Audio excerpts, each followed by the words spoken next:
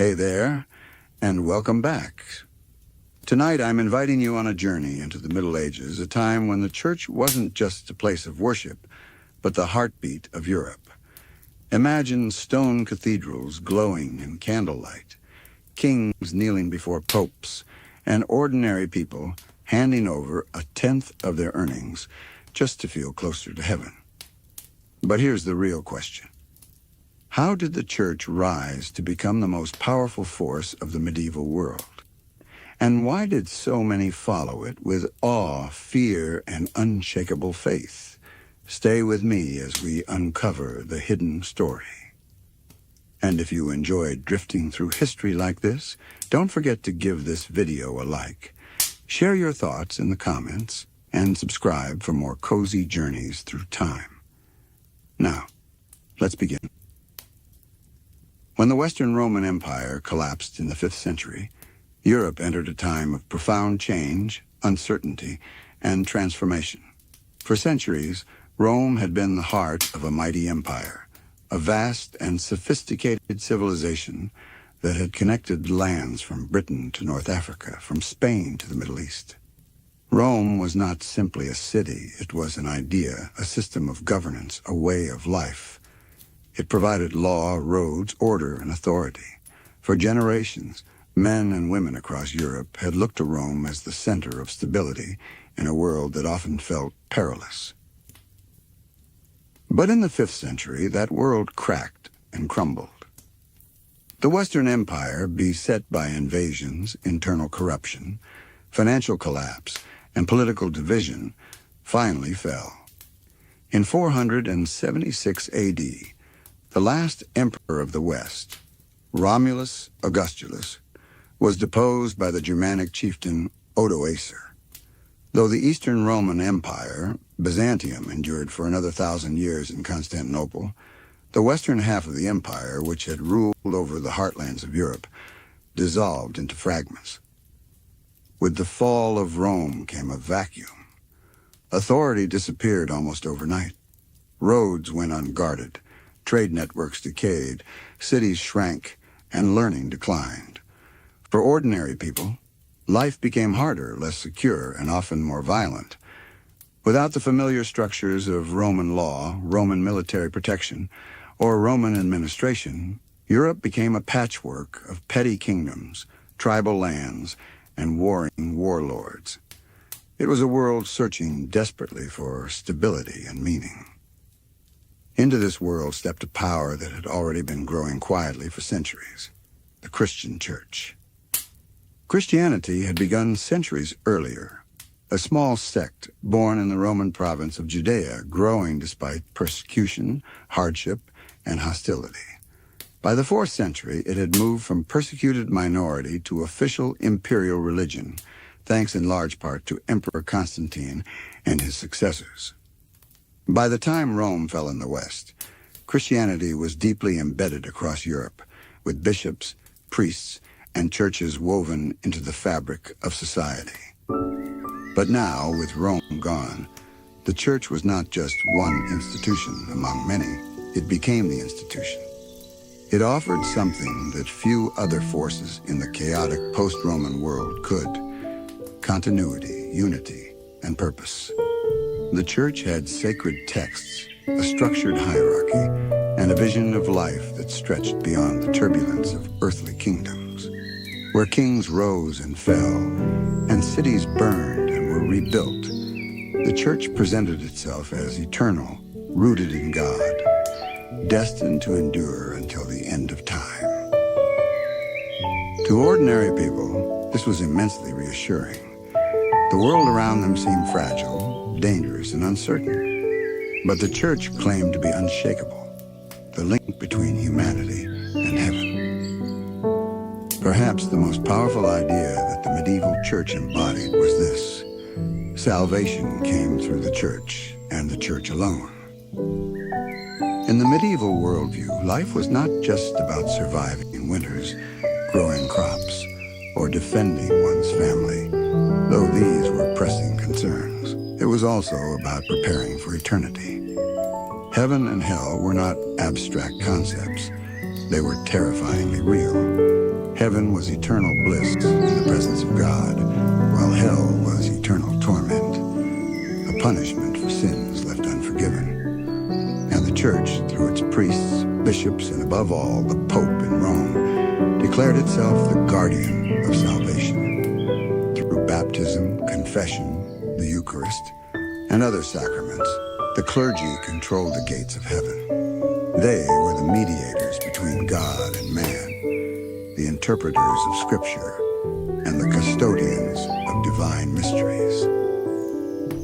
To defy the Church was not merely to challenge human authority, it was to risk one's soul. This gave the Church an unparalleled power over the hearts and minds of medieval people. They revered their priests, feared excommunication, and submitted to the teachings of Rome not only because of earthly threats, but because of eternal stakes. But the rise of the Church was not only spiritual, it was also political. When Rome collapsed, there was no single monarch or empire strong enough to replace it in the West. Instead, tribes and kingdoms sprang up: Franks, Visigoths, Ostrogoths, Lombards, Anglo-Saxons. Some of these kingdoms lasted. Many fell quickly. Wars were constant. Borders shifted endlessly. Amid this turmoil, the Church became the one institution that transcended tribal boundaries. A Frankish king might war against a Visigothic lord, but both recognized the Pope. An Anglo-Saxon chieftain might distrust his neighbor, but both sent their sons to monasteries. Bishops often wielded more authority than local kings because they had networks that stretched across Europe. Rome, once the seat of emperors, became the seat of the Pope. Though no longer an emperor ruled there, the Bishop of Rome claimed a different crown: spiritual authority over Christendom. And in many ways, this spiritual authority filled the role of empire. It unified peoples, gave them shared rituals, shared beliefs, and a shared destiny. By the early Middle Ages, the Pope was not merely a bishop. He was, in practice, a kind of emperor. He was the voice of God on earth, the one who could crown kings, excommunicate rulers, or rally armies. When a pope spoke, all of Europe listened. The papacy inherited much from Rome itself. Its capital was still Rome, the eternal city, filled with the ruins of empire, but now crowned with churches instead of temples. The Pope dressed not in armor, but in vestments, yet his influence was vast. He could mobilize entire nations with words alone, something few kings could match. Over time, the Pope became not only a spiritual leader, but also a temporal one. The Papal States in Italy gave him land and armies. His ambassadors negotiated treaties, his decrees shaped laws, and his courts heard disputes. The Pope, like the Caesars before him, became both a symbol and a ruler, binding together the disparate peoples of Europe. Why did people obey? Why did they look to the Church for leadership? The answer lies in the atmosphere of medieval faith. Religion was not a private matter, not something one chose or ignored. It was the air people breathed, the structure of their days, the rhythm of their lives. Bells rang from church towers to mark the hours of prayer. The calendar was shaped not by the seasons alone, but by saints' days, feast days, and holy seasons. Every birth, every marriage, every death was marked by the Church. The medieval imagination was steeped in faith. Art, stories, songs, and traditions all pointed to heaven and hell, angels and demons, saints and martyrs. Churches were built to inspire awe. Soaring cathedrals with stained glass windows that bathed worshippers in holy light. Stone walls carved with scenes of judgment and salvation. Fear played its role, too. To disobey the Church was to risk excommunication, which meant being cut off from the sacraments, and therefore from salvation. People dreaded this more than death itself. In a world where the afterlife loomed larger than the present, the Church's ability to grant or withhold forgiveness made it supreme. Of course, the Church's rise was not without conflict. Kings and emperors often resented the Pope's authority. Rulers wanted to appoint their own bishops, control church lands, or even defy papal decrees. Great struggles erupted, such as the investiture controversy in the 11th and 12th centuries, when popes and emperors fought over who had the right to appoint bishops. But time and again, the Church emerged strengthened. Even when kings clashed with the popes, they rarely dared to challenge the Church's spiritual claims outright. The memory of excommunication or the threat of damnation usually brought rulers to heel. The Church also faced challenges from within. Heresies arose, groups of Christians who taught different interpretations of faith, rejecting papal authority or questioning doctrines. These were met with harsh responses, councils, excommunications, even crusades against heretics. The Church fought tirelessly to preserve unity, seeing any division as a threat to the salvation of all. By the height of the Middle Ages, the Church was not just a religious institution. It was the center of society. Education. Monasteries preserved books, taught literacy, and copied manuscripts. Charity. Monks and nuns cared for the sick, fed the poor, and sheltered travelers. Canon law shaped marriage, inheritance, and morality. Art and culture. Churches sponsored artists, musicians, and writers. Politics. Popes crowned emperors, bishops advised kings, abbots ruled lands. For the peasant in the field, the noble in his castle, or the scholar in his monastery, the Church was ever present. It offered meaning in suffering, purpose in hardship, and hope in death. When the Roman Empire crumbled into dust in the 5th century, much of Europe was left wandering in a fog of uncertainty.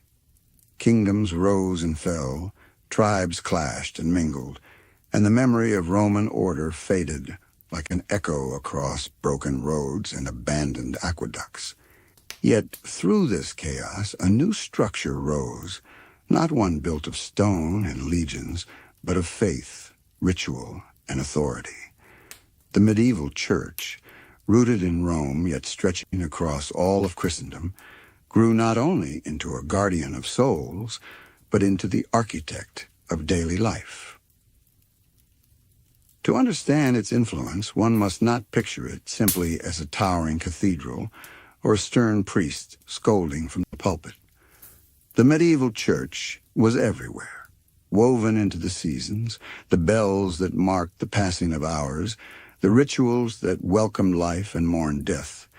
It was at once feared and revered, resented and adored, corrupt yet deeply holy in the eyes of the faithful. Its power was not only in laws or armies, but in imagination, shaping how people saw the world, themselves, and even the afterlife. Imagine waking at dawn in a medieval village. The world around you is quiet but alive. Chickens rustle in their pens, smoke curls from thatched roofs, and in the distance a church bell tolls. That sound was more than a signal to rise. It was a heartbeat of society, dictating when to work, when to rest, and when to pray. The Church divided the year into a tapestry of sacred days. Every saint had a feast, every holy day a meaning. Seasons themselves were wrapped in rituals. Harvest festivals dedicated to God's bounty, midwinter celebrations of Christ's birth, Lent as a time of fasting before Easter. For peasants, whose lives were ruled by the soil, these festivals offered moments of relief, days when toil paused, when the community gathered, when joy mingled with reverence. Time itself belonged to the Church. Monasteries rang bells for the hours, matins before dawn, lauds at sunrise, vespers at dusk. These rhythms reminded all who heard them that their days were not merely human, but part of a divine order. To miss Mass or neglect a feast was not simply laziness. It was a crack in the fabric of salvation. Another force binding people to the church was the magnetic power of relics.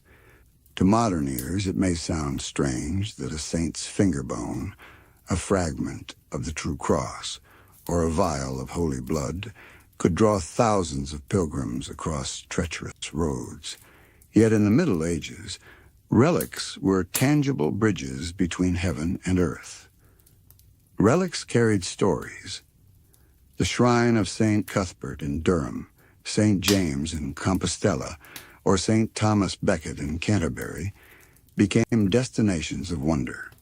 Pilgrims walked for weeks or months, braving bandits, hunger, and storms, believing that touching or even glimpsing a relic could heal sickness, grant forgiveness, or offer protection from eternal damnation. The church benefited enormously from this devotion. Pilgrimages brought not only faith but wealth. Donations, offerings, and trade filled towns blessed with holy shrines. At the same time, relics reinforced the church's mystique. Who else but God's appointed guardians could safeguard such treasures? Who else could interpret their meaning? If relics stirred awe, cathedrals overwhelmed the senses. Walk into one of these colossal stone structures, and you would feel dwarfed by soaring ceilings, bathed in colored light from stained glass, enveloped in the scent of incense. The church understood the power of spectacle. Beauty itself was a sermon. The Gothic cathedrals of Chartres, Notre Dame, and Cologne were not just buildings, they were statements. They declared that the church was eternal, vast, and glorious, an image of heaven itself on earth.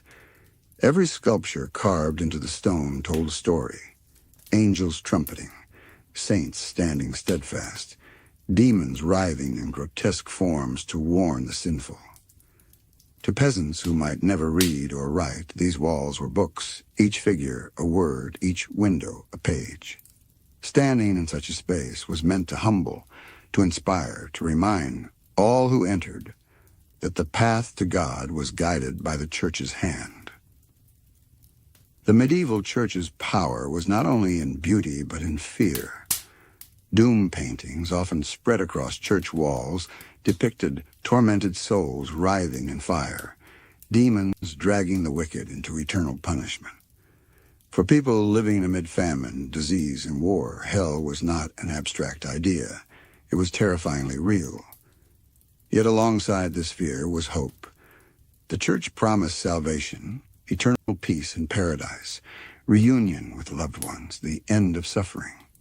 Every Mass, every confession, every act of penance offered a step toward heaven's gate. This dual message, fear of damnation, hope of redemption, was a powerful tool. People were kept in obedience not by swords, but by the weight of eternity itself. Beyond parishes and cathedrals, monasteries formed another pillar of the church's influence. To step into a monastery was to step into another rhythm of life: silence, prayer, study, and labor. Monks and nuns withdrew from the world, but paradoxically they shaped it profoundly. Monasteries preserved ancient texts, copied manuscripts, and kept alive the flickering flame of knowledge through Europe's darkest centuries. They also managed vast estates, drained swamps, planted vineyards, and developed techniques that improved agriculture. Many monasteries became centers of innovation, stability, and charity in an otherwise uncertain world. For ordinary people, monasteries were places of refuge. Travelers could find shelter, the sick could find care, the hungry could find bread. To join a monastery was to step away from the hardships of peasant life into a structured, often safer existence. Yet it also meant surrender, obedience, celibacy, and a life devoted entirely to God. Beyond ritual and charity, the church acted as a court of conscience. In disputes, priests were called to arbitrate. In trials, oaths sworn before God carried more weight than any written contract. To be excommunicated was to be stripped of one's identity as a Christian, cast out from both heaven and society. Education, too, lay in the church's hands.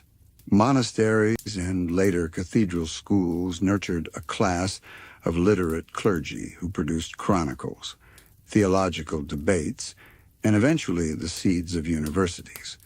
While most peasants remained illiterate, the church offered a narrow path for social mobility through learning.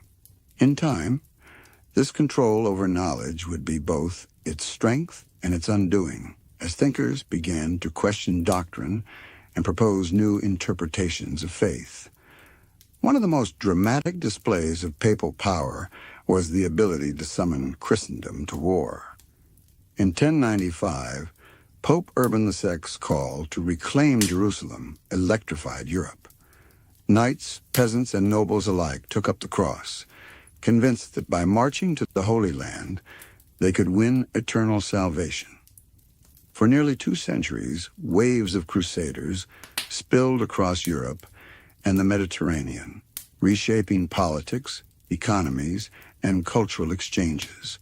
While often disastrous in outcome, the Crusades demonstrated the extraordinary reach of papal influence. No king alone could rally so many. Only the church could transform war into a holy duty, sin into salvation. Yet the medieval church was not invincible. Its wealth bred corruption, its power drew resentment, and its authority was challenged by heretical movements and reformers.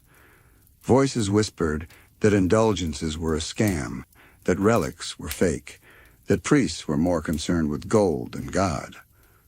Movements like the Cathars in southern France, or later figures like John Wycliffe and Jan Hus, revealed a growing hunger for reform. While these early critics were often crushed, their ideas did not vanish. They lingered, waiting for the right moment, when Martin Luther would finally ignite the Reformation centuries later. By the time the Middle Ages drew to a close, the church had imprinted itself on every facet of European life. From the humblest peasant kneeling before a village altar to the greatest king bowing to papal authority, its reach was vast. It had given Europe structure, identity, and imagination.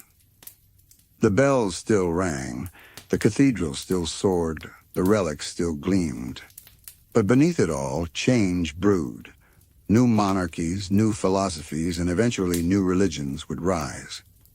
Yet the medieval church remained the great shaper of the age, a force that bound chaos into order, fear into obedience, and hope into faith.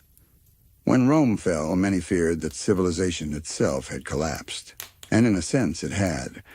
Roads decayed, cities emptied, knowledge was lost. But the church stepped into the ruins, taking on Rome's mantle. It provided order, structure, and a unifying vision. Like the empire before it, it had its capital in Rome and its leader who bore authority over many peoples. The Pope was no emperor, yet in many ways he surpassed emperors, ruling not with legions, but with souls. Through awe, respect, and fear, the church became the dominant power in medieval Europe. It preserved the memory of Rome, reshaped it with Christian ideals, and laid the foundations for the Europe that would emerge in the centuries to come. The church, in essence, became the new Rome, not of stone and steel, but of faith and spirit, binding together a continent searching for hope in the aftermath of empire. Picture this: farmers giving away 1/10 of their harvest, gold flowing into churches and cathedrals rising like palaces. The church wasn't just holy, it was rich beyond belief.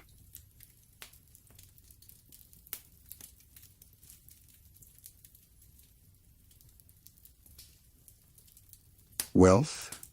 Picture this: farmers giving away 1/10 of their harvest, gold flowing into churches and cathedrals rising like palaces. The church wasn't just holy, it was rich beyond belief. When we imagine the Middle Ages, we often think of castles rising above misty fields, knights in armor, peasants tilling their land, and markets bustling with trade. Yet behind and above all these images stood an institution that was not only spiritual but also immensely wealthy, the Catholic Church. Its wealth was not incidental nor accidental. It was woven into the very fabric of medieval life, shaping the economy, the culture, and even the architecture of Europe. The Church claimed to be the caretaker of souls, and indeed it was. But it also became the caretaker of riches, land, gold, art, and treasure, beyond the dreams of many kings. This wealth was both revered and resented, both a blessing and a scandal. To understand the Middle Ages, one must understand not only the faith of the Church, but also its fortune. At the heart of the Church's financial system was the tithe. A tithe, derived from the Old English word for tenth, was a tax levied on the faithful, usually requiring them to give 10% of their earnings, produce, or labor to the Church. For the peasant farmer, this meant part of the grain harvested, the fruits gathered, or the livestock bred would be given over. For a craftsman, it meant a share of earnings. For nobles and kings, it meant large donations, land grants, or even entire states. This system was astonishingly effective. In an age when kings struggled to collect taxes consistently, the Church succeeded. Why? Because the tithe was not simply an earthly tax. It was presented as a divine obligation. To refuse the tithe was not only to risk punishment from priests or bishops, but to risk punishment from God himself. The tithe was preached from pulpits, reinforced in confessionals, and taught from childhood. People paid not only out of fear, but out of faith. They were told that their tithe supported the work of God, sustained the clergy, maintained holy spaces, and, most importantly, secured blessings for their own souls. The wealth gathered through tithes and donations did not remain hidden. Much of it was poured into the construction and adornment of churches. To walk into a medieval cathedral was to enter another world. Soaring stone arches reached toward heaven, as if to draw the eyes and hearts of the faithful upward. Stained glass windows, glowing with blues, reds, and golds, depicted scenes from Scripture, saints' lives, and the Last Judgment. Sunlight filtering through these windows bathed worshippers in colors that felt almost divine. Altars glittered with gold and silver. Chalices were fashioned by master craftsmen, encrusted with jewels. Relics, bones of saints, fragments of the true cross, shreds of holy garments, were encased in ornate reliquaries, themselves works of art. Walls were covered with frescoes, ceilings with intricate carvings. For the faithful, this beauty was not mere extravagance. It was said to be for the glory of God. Just as a king's palace displayed his power and majesty, so too should the house of God surpass all earthly dwellings. To give generously to the Church was to give glory to heaven itself. Yet behind the reverence there was always a shadow. For while peasants lived in wooden huts, their backs bent from labor, the Church's cathedrals soared in grandeur. The contrast was not lost on the people, and it would become a point of controversy in centuries to come. The medieval Church preached humility, poverty, and the sinfulness of greed. Christ himself had lived as a poor man, traveling without wealth, relying on the kindness of others. Saints were praised for renouncing riches, for giving away all they owned. Yet the institution that spoke these words grew ever richer. Land donations from nobles were common, given in the hope of securing eternal salvation. Kings gifted monasteries, vast tracts of land to earn favor with God and with the Pope. Ordinary people offered coins, goods, and labor. Over centuries, the Church became the largest landowner in Europe. Here was the paradox. While priests spoke of the dangers of wealth, bishops sat on golden thrones and abbots presided over vast estates. Monasteries became centers not only of prayer but of production, owning farms, vineyards, and even mines. The church condemned greed, but also ensured it profited wherever possible. The contradiction was not hidden. Critics murmured, poets mocked, and common folk questioned how the shepherds of Christ could live so differently from their flocks. And yet few dared to openly challenge the church, for wealth was entwined with authority, and authority with salvation. Of all the church's financial practices, none was more controversial than the sale of indulgences. An indulgence was, in essence, a promise of forgiveness. The church taught that sin carried both eternal and temporal punishments. Confession and repentance could absolve the eternal guilt, but temporal punishment, time in purgatory, remained. Purgatory was envisioned as a place of fire and purification, where souls would suffer until they were cleansed enough to enter heaven. Indulgences reduced this punishment. At first, they were granted for good deeds, pilgrimages, prayers, donations to the poor. But over time, the church discovered that indulgences could be sold outright with money replacing action. A coin placed into the coffer could shorten one's suffering in the afterlife. For the faithful, this was tempting. Who would not want to buy a quicker path to heaven or ensure a loved one's soul was freed from purgatory? Indulgences were marketed passionately by preachers, with slogans and promises that played upon fear and hope. But this practice bred corruption. Wealth flowed into church coffers while critics grew louder. Was salvation for sale? Was forgiveness something to be bought like a sack of grain? By the early 16th century, this controversy reached a breaking point. In 1517, a German monk named Martin Luther nailed his 95 Theses to the church door in Wittenberg, denouncing indulgences as a scandal, a distortion of true faith. His challenge would ignite the Protestant Reformation, splitting Christendom and changing Europe forever. Thus, what began as a financial practice to enrich the church became the spark for one of the greatest upheavals in history. And yet, alongside wealth and controversy, the church also gave. It was not merely a hoarder of treasure. It was also one of the greatest distributors of charity in the medieval world. Monasteries fed the poor at their gates. Convents cared for orphans. Hospitals, simple by modern standards but vital for the time, were run by monks and nuns. Travelers found shelter in abbeys. Pilgrims were welcomed with food and lodging, and the sick were tended with herbs and prayers. The church preached the virtue of almsgiving, not only for the rich, but for everyone. To give to the poor was to imitate Christ, to store up treasure in heaven, and many did. Coins dropped into alms boxes, bread given to beggars, donations made to hospitals. All of these acts flowed through the church. This charity, however, was inseparable from its wealth.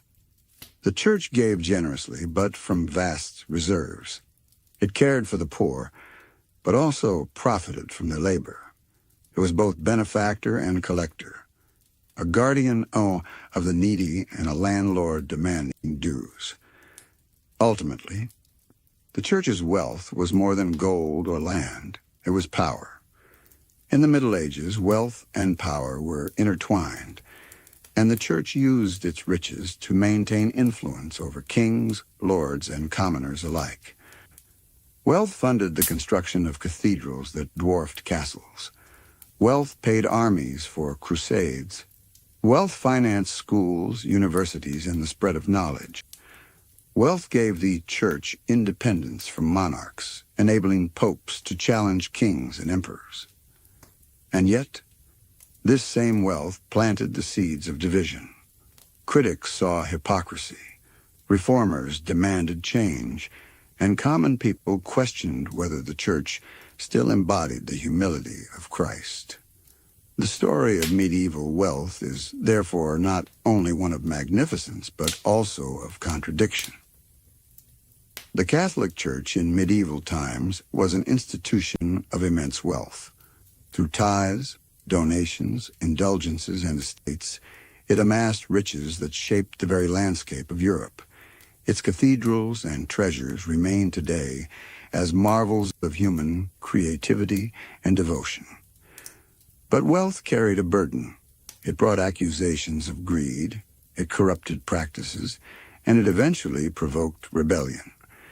The Reformation was, in many ways, born of the Church's excesses, its selling of grace, and its failure to reconcile its riches with its teachings.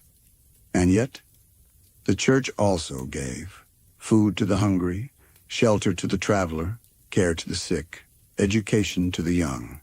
Its wealth was not only hoarded, but also shared, though never equally.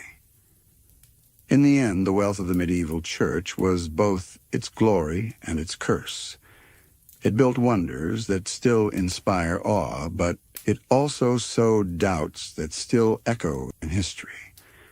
To understand the medieval world, one must see both sides, the glitter of gold upon the altar, and the weary hands of the peasant who paid for it. Education. Now imagine a world where almost no one could read, except the monks. Inside stone monasteries, knowledge was guarded like treasure. When the Western Roman Empire collapsed in the 5th century, Europe entered an age of uncertainty and fragmentation. Cities shrank, trade routes withered, and political unity splintered into feuding kingdoms. In this world of hardship and survival, education became a rare luxury. The ordinary farmer plowed his fields from dawn to dusk without ever holding a pen. The village woman spun wool or baked bread without ever reading a word. For most, literacy was as distant as the stars.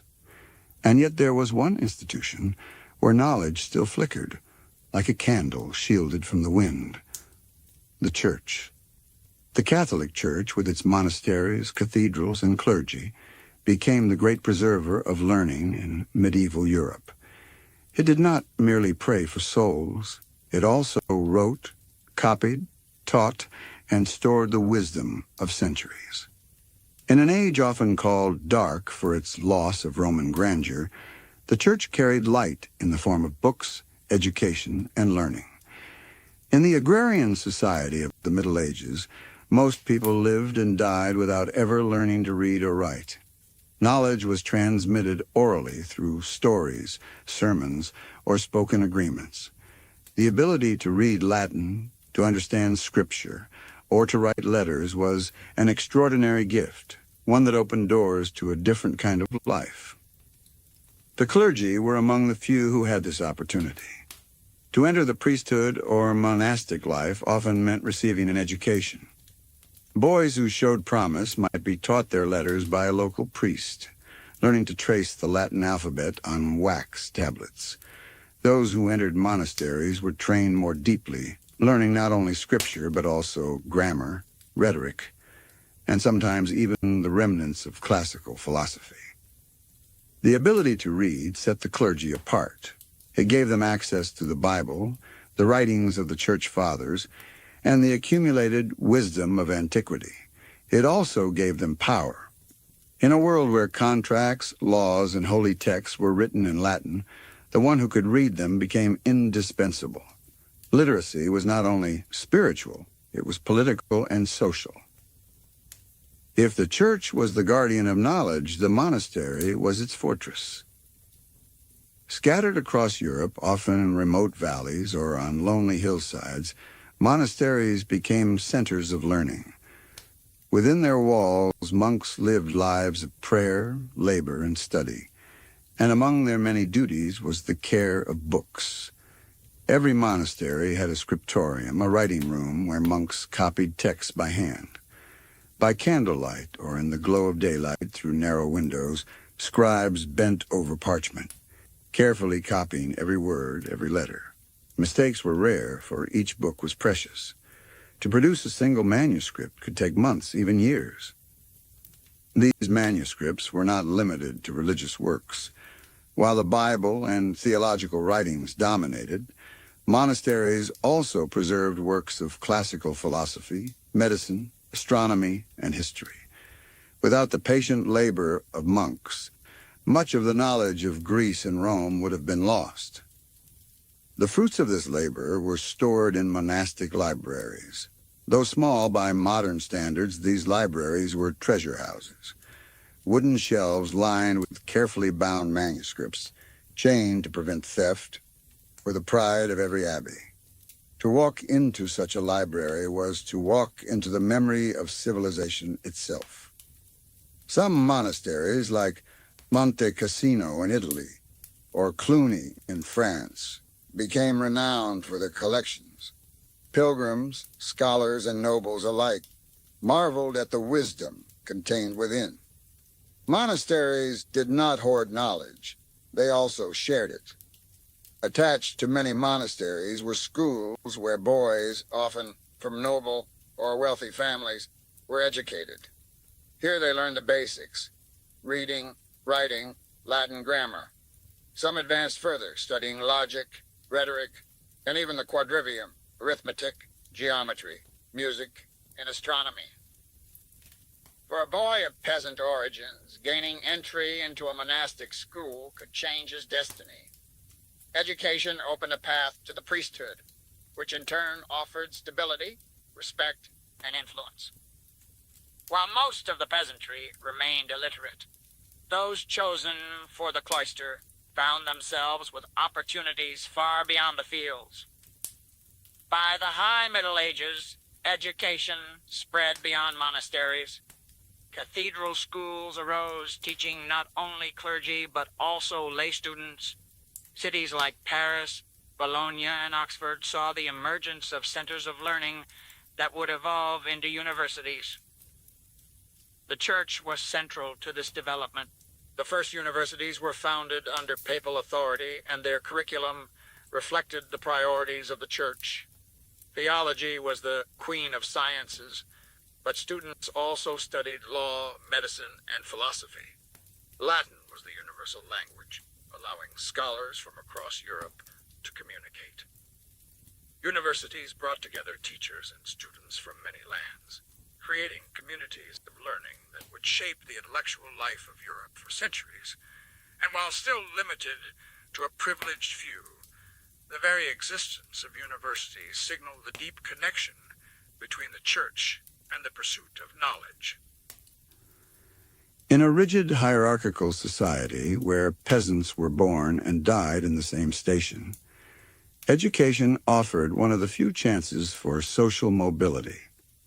A boy born to humble parents could, through study, rise to become a priest, a scholar, even a bishop. Clergy held positions of influence in courts, advising kings, drafting charters, and negotiating treaties. Bishops controlled vast lands and resources. Monks became chroniclers, historians, and even scientists in their own right. All of this was made possible by education, the ability to read, write, and think beyond the immediate concerns of the plow and the hearth. Yet this mobility was limited. Access to education was controlled by the Church, and it was rarely extended to women outside convents. The vast majority of Europe remained illiterate, dependent on the clergy for knowledge of Scripture and law. Much of the literature of the medieval world came from the Church. Chronicles written by monks recorded the deeds of kings, the battles of nations, and the passing of years. Saints' lives inspired devotion. Sermons instructed the faithful, and theological treatises explored the mysteries of God. But alongside these works, clerics preserved and sometimes commented on classical texts. Aristotle, Plato, Cicero, Galen all survived in part because monks copied them in their scriptoria. When the Renaissance dawned, it was built upon manuscripts preserved in monastic libraries for centuries. Thus, the church was both a guardian of the past and a teacher of the present. Its scribes ensured that Europe did not entirely forget the wisdom of antiquity, even as they wrote their own visions of heaven and earth. Those who entered monastic life gained not only education, but also stability and privilege. While peasants labored in fields and faced famine or war, monks lived within sturdy stone walls sustained by the wealth of their abbeys. They prayed, studied, copied texts, and taught, secure in the knowledge that their lives were meaningful, protected, and directed toward God. This contrast was striking. For ordinary people, life was uncertain, harsh, and often short. For those accepted into the cloister, life offered routine, dignity, and the gift of knowledge. It was no wonder that many parents dreamed of sending at least one son to the monastery to secure both his future and their family's prayers. The medieval church was not only a spiritual authority, but also the great educator of its age. It offered literacy in a world of illiteracy, preserved books in a world of forgetting, and built schools in a world of survival. Its monasteries were libraries. Its priests were teachers. Its bishops were patrons of learning. Education in the medieval church was a double-edged gift. It elevated some while excluding many. It preserved the past while controlling access to knowledge. It gave privilege to clergy while leaving peasants in ignorance. Yet without it, Europe might have lost not only faith but also memory itself. In the silence of the scriptorium and the chants of cathedral schools in the lecture halls of early universities, the church carried forward the light of learning, and though imperfect, it ensured that knowledge, however limited, endured through centuries of turmoil to inspire the generations that followed. Power. But wealth and learning were just the beginning. The church could excommunicate kings, command armies, and even promise heaven to those who fought in its name. Power in the Middle Ages did not rest solely in the hands of kings or princes. Castles loomed over the countryside, knights rode in armor, and monarchs raised armies. Yet there was one force above them all, a power that no sword could strike down, and no army could easily resist: the Catholic Church. Its authority reached into every village and palace, into every home and heart. It demanded obedience, not just in matters of law, but in matters of the soul. It was not content with earthly dominion. It claimed dominion over eternity itself. And that gave the church a power unlike any other. The church insisted on its supremacy. To be a Christian was not a matter of choice, but of survival. Every man, woman, and child was expected to accept the teachings of the church, to obey its rituals, and to acknowledge its authority. Dissent was treated not as opinion, but as rebellion against God. To question the church was to risk not only one's place in society, but one's eternal salvation. The stakes were infinite, and so the punishments were severe. Heretics were hunted, tried, and sometimes executed. Non-Christians faced persecution, exclusion, and at times forced conversion. This demand for obedience was not merely spiritual, it was political. To live in Europe was to live under the rule of the church, whether peasant or king. Kings of the Middle Ages ruled armies and lands, but even they were not free from the authority of the Pope.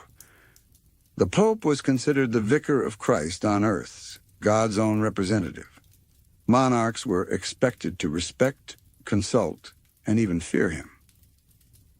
The clergy, meanwhile, swore allegiance not to kings, but to the Pope. Bishops and abbots might wield great influence in a kingdom, but their loyalty ran to Rome. This gave the Pope leverage over rulers, for no king could easily govern without the cooperation of the clergy. Priests were the ones who read charters, kept records, educated the young, and ministered to the people. A king could not ignore them. The Pope's influence was not abstract. It was real and decisive in political affairs. A vivid example of this power came in 1066, during the struggle for the English throne. King Harold Godwinson of England faced invasion from William, Duke of Normandy. Their conflict was not merely a battle of swords, it was also a battle of legitimacy. Harold, it was claimed, had sworn a holy oath to support William's claim to the throne. When he broke that oath, William appealed to the Pope. Rome responded by excommunicating Harold and blessing William's invasion. Thus, the Norman conquest became more than a political campaign. It was sanctified as a holy cause. William carried the papal banner into battle at Hastings. His victory was not seen merely as the triumph of one duke over one king, but as the triumph of God's chosen ruler backed by the Church. This episode showed every monarch in Europe that papal approval could decide thrones, and papal condemnation could bring ruin. Perhaps the greatest weapon of the Church was not its armies or wealth, but its ability to excommunicate.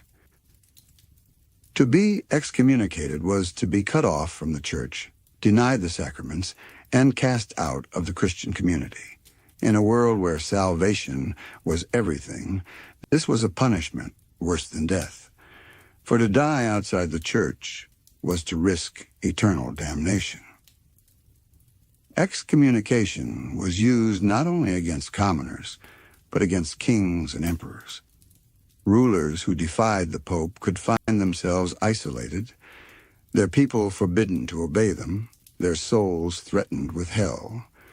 Many rulers, proud and powerful though they were, bent to papal authority when faced with this threat. The power of excommunication was reinforced by the art and imagination of the age. Churches were filled with doom paintings, murals depicting the Last Judgment, with Christ separating the saved from the damned, angels leading the faithful to heaven, while demons dragged the sinful into fire. To live under these images was to live under constant reminder. The Church held the keys to heaven and hell. If the Church could cast down kings with excommunication, it could also raise armies through promises of salvation. The Crusades were the clearest proof of this power. In 1095, Pope Urban II called upon the Knights of Christendom to take up the cross and march to the Holy Land to reclaim Jerusalem from Muslim rule. His promise was extraordinary. Those who fought would receive absolution of sins and eternal salvation. The response was overwhelming. Kings, nobles, and common knights alike flocked to the banner of the cross. Wealthy men sold lands, peasants left fields, and armies marched eastward, not for gold or glory alone, but for heaven itself. The Crusades revealed the Church's unmatched influence. No king could have united so many kingdoms under one cause. But the Pope, speaking as God's representative, could summon the might of Europe with words alone. Why did people obey so completely? Why did kings tremble before excommunication, and knights march across continents at a pope's command? The answer lies in the medieval imagination, shaped by a vivid and terrifying vision of hell. Hell was not an abstraction. It was preached from pulpits, painted on church walls, described in stories and sermons. It was a place of fire, torment, and despair, a punishment that never ended. To be cast into hell was to suffer forever. Purgatory, too, haunted the mind, a place of purifying fire where souls endured suffering until their sins were burned away. The Church alone claimed the power to shorten this suffering through prayers, masses, and indulgences. Thus, the Church's power rested not only on earthly authority, but on psychological and spiritual dominance. It governed the afterlife as well as the present, and so it commanded obedience unlike any worldly ruler. By the height of the Middle Ages, the Church stood above kings. Monarchs wore crowns, but popes wielded the tiara of spiritual supremacy. Kings ruled lands, but popes ruled souls. The Church could crown emperors, bless invasions, excommunicate rulers, and rally armies. It could offer salvation to the obedient and condemn the rebellious to damnation. Its authority was woven to every layer of life, from the village priest to the papal throne. And while many questioned, murmured, or resisted in secret, few dared openly defy the Church. For in a world where heaven and hell were believed to hang in the balance, the Pope's word was more than law, it was destiny. The power of the medieval Church was unlike any other. It demanded obedience, crushed dissent, and enforced its will through the fear of eternal damnation. It overshadowed kings, shaped wars, and directed the course of nations. Through excommunication, it could humble monarchs. Through crusades, it could mobilize entire continents. Through doctrine and ritual, it held sway over the hearts and souls of millions. The Church was not merely an institution of faith. It was the supreme authority of the medieval world, a throne higher than any earthly throne, a crown brighter than any king's crown. Its power was spiritual and eternal, and in that lay its unmatched dominion. Church versus state. And of course, power brings conflict. Kings and popes clashed, rebellions stirred, and eventually, cracks in the Church's authority began to spread. As the Middle Ages wore on, the immense size, wealth, and power of the Catholic Church inevitably created friction, not only within its own ranks, but also between the Church and the monarchs and states of Europe. What had once been a unifying spiritual authority slowly began to be perceived by some as an institution that had overreached its original mission. With every tithe collected, with every indulgence sold, with every royal excommunication issued, the balance between spiritual and secular power tipped further into dangerous territory. The Church, which claimed dominion over both the soul and, indirectly, the body, came to be seen by many rulers as a rival to their authority rather than a partner. For kings, emperors, and princes, this meant navigating a precarious relationship with the papacy, sometimes bowing to its commands, at other times resisting, and in a few cases, openly defying it. By the late Middle Ages, cracks in this fragile relationship had grown too wide to ignore. Dissatisfaction with the Church's corruption, its extravagant wealth, and its heavy-handed use of power was no longer confined to a few isolated thinkers or disillusioned priests. It was becoming a broad movement. Out of this atmosphere of frustration and rebellion arose a German monk whose ideas would forever change Europe, Martin Luther. Luther was not the first to question the Church, but his timing, conviction, and the technology of the printing press gave him an unparalleled platform. What began as his 95 Theses nailed to a church door in Wittenberg quickly spread across Christendom, galvanizing support and giving voice to centuries of pent-up dissent. Luther's prominence brought together disparate groups, nobles eager to free themselves from Rome's demands, peasants hoping for reform, scholars yearning for intellectual freedom, and ordinary Christians hungry for a more direct relationship with God. This movement, known as the Reformation, tore through Europe in the 16th century. Northern states, such as those in Germany, Scandinavia, and later England, began to break away from the authority of the Pope in Rome. They did not abandon Christianity. In fact, many became even more fervent in their devotion. But they rejected the centralizing power of the Catholic Church, choosing instead to embrace Protestantism in its various forms. The dichotomy between church and state, which had always existed in some form, now became explicit. The Reformation was not simply about theology, it was about sovereignty. Who had the right to rule over the conscience of a people? The Pope or their own monarch? Luther himself articulated the doctrine of the two kingdoms, a framework that recognized separate realms of authority, one spiritual, one secular.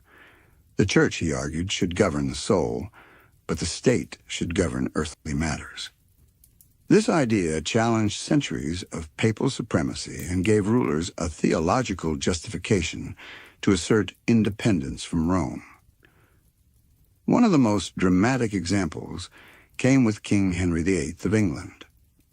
When the Pope refused to grant him an annulment, Henry declared himself head of the Church of England, formally severing ties with Rome.